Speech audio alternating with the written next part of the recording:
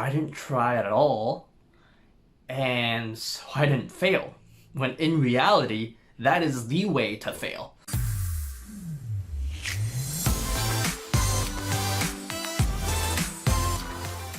Hello learners, Leon here, and in this video I want to show you some practical understandings and steps you can take to start uncovering the career that you love. Now, by no means is my list exhaustive. I'm not going to list every single thing out there, but I'm sure that these few steps will point you in the right direction.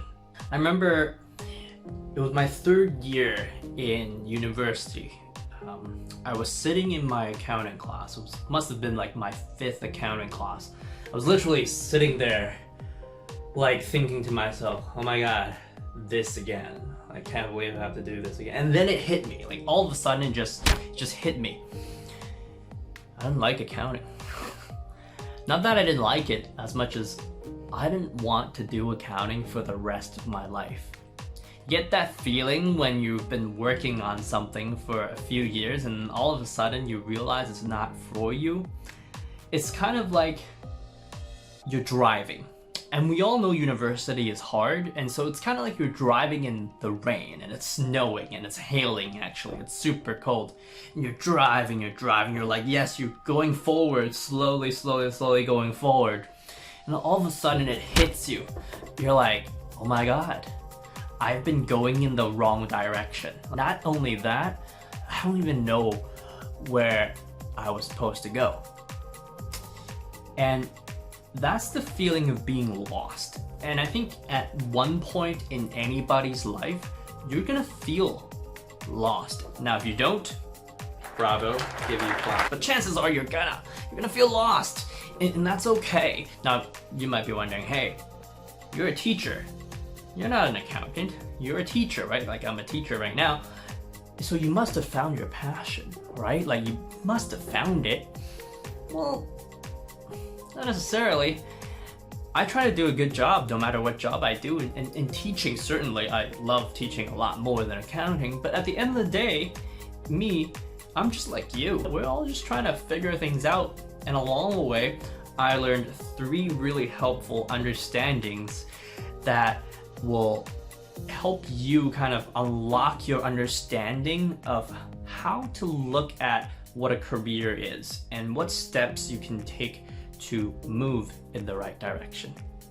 Lesson number 1, make sure you understand passion. A lot of people don't actually understand passions. For example, if I asked you, what does finding your passion mean, right? Like describe to me a person that has found their passion. What words would you use? What adjectives would you use? Would you use adjectives like happy, joyful, successful, satisfied, fulfilled? Would you use adjectives like stressed, busy, lots of adversity, challenging, difficult? Most of you would have picked the first set of words, right? And that's the thing. A lot of people don't understand passion correctly.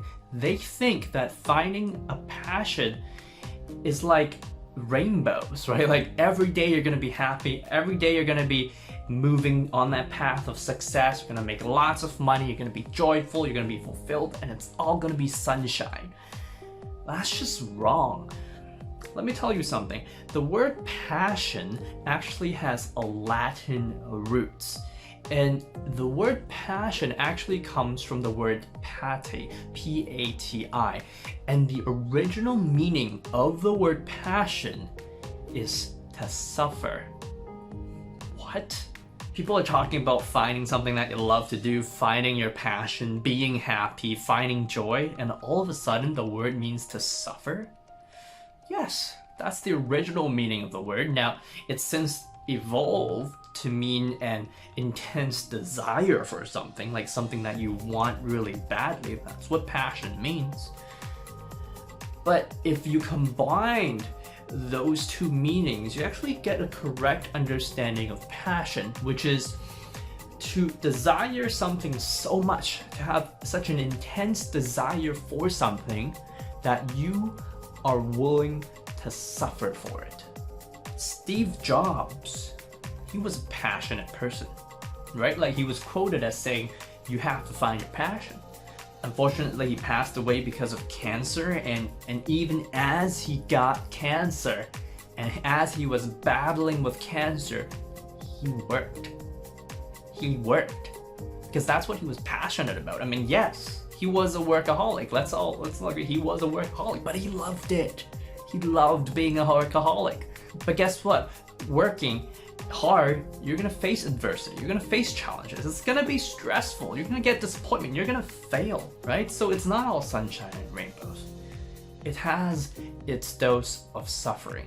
And so many people are unhappy because they get this wrong, right? They think they can't find their passion because they think finding their passion is getting this place where they'll be happy every single day. When, to be honest, like, everything's perspective. You can be happy every single day. You can choose to be happy. Bad things are still gonna happen to you. It's how you respond that matters. And so if you can go out and find something that will allow you to make a positive impact on other people, and you're happy doing that in face of adversity, then I'd say you've found something meaningful. Lesson number 2, get so good they can't ignore you. Get so good, they cannot ignore you. A few years ago, Cal Newport published a book called So Good They Can't Ignore You, in which he argues that finding their passion, like if you want to find your passion, going to actually try to find your passion doesn't actually work. He says that most people become passionate after they got good. Most people get passionate because they have a skill that they're really good at that can provide value to the company that they work for, to their customers, or to the market in general. Which for me at the time, I found that message really relevant, because unlike the lucky few, I wasn't born with a passion. I didn't grow up passionate about anything, really. And so I didn't have a passion. I was kind of on this road of, okay, do I have to somehow try to find my passion? Do I have to try everything? Do I have to get really quiet within myself and like meditate and like somehow it will appear and I'll find it and I'll be happy, right? Do I have to go and like talk to everybody? Do I have to go ask old people how to do it? Like, do I decide what my passion is? Like, I'm a teacher. Do I just decide now that like, hey, yeah, teaching is my passion now. Yeah, let's do it, right? Now, I'm no Sung Han Jung, right?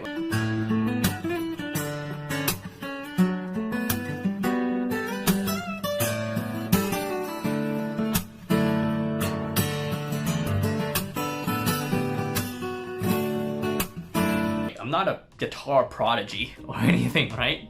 What do I do? What am I good at, right? Like, then I remembered a story about Einstein, right? Like, Einstein, E equals mc squared, most famous physicist in the world, probably in history, yeah?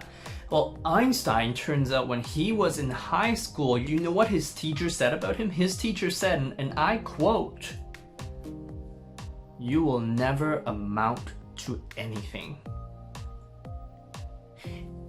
And I thought to myself, somebody told Einstein he will never amount to anything. What does that mean? Well, maybe it means that Einstein didn't find his thing yet. And maybe that's okay. Like, maybe if you don't have your passion right now, that doesn't stop you from becoming Einstein in the future. Like, maybe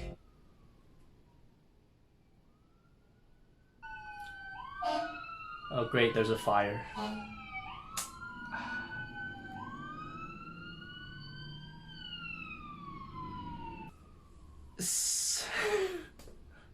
So that's what Cal Newport says, right? Like, how about instead of trying to find your passion, get so good at whatever you're doing that nobody can ignore you.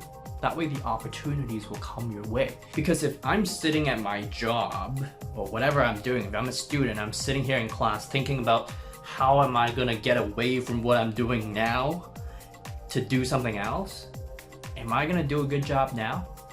Probably not. Now that's totally different from if you have a goal and you're trying to get to that goal and so you're making certain sacrifices. That can be understood, right? So that's for people that have found their passion.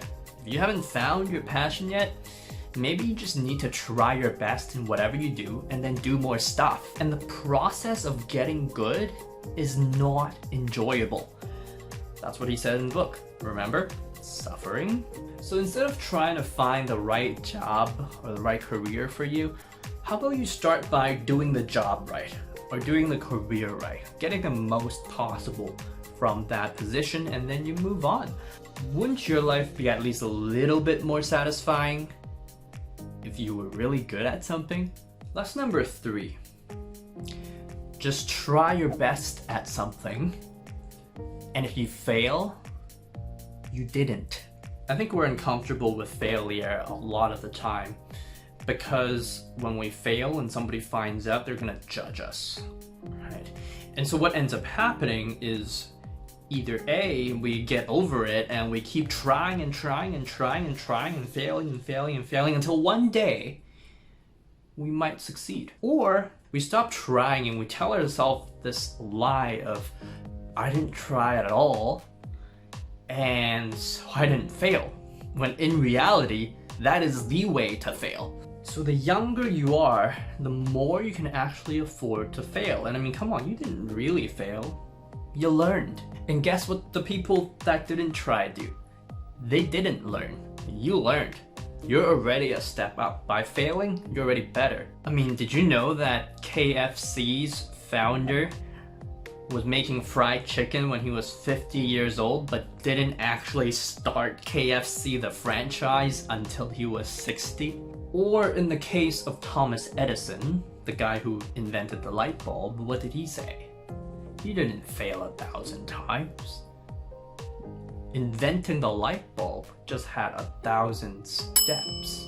So you don't have to have everything figured out, but you're gonna never have anything figured out if you don't try and build up that muscle that says, if I try enough, I'm gonna make things work and it's gonna be great. So there you have it, right? 3 things. Number 1, make sure you understand that having a passion involves suffering, right? It's gonna be hard and that's okay. Number 2, if you don't have your passion or if you can't find your passion just yet, just pick something to get really, really, really good at so that no one can ignore you. And then thing number 3, finally, if there is something that you want to create, some success that you want to create, just do it. Just try. And if you fail, whatever, you didn't. You learned. So I've got a few questions for you. Question number 1, are you willing to suffer? Now, I'm not asking you to die or get hurt. I'm just asking you to work. Are you willing to work to become somebody awesome? Question number 2, are you willing to work to become really, really, really good at something? And question number 3, are you willing to work in spite of failure, in the face of it? And question number 4, I don't have a question number 4. So that's it for this video. I hope you enjoyed it. I hope you learned something from it. And please remember to subscribe and turn on your notifications because next video, we're gonna go over what creativity actually is. Leon out.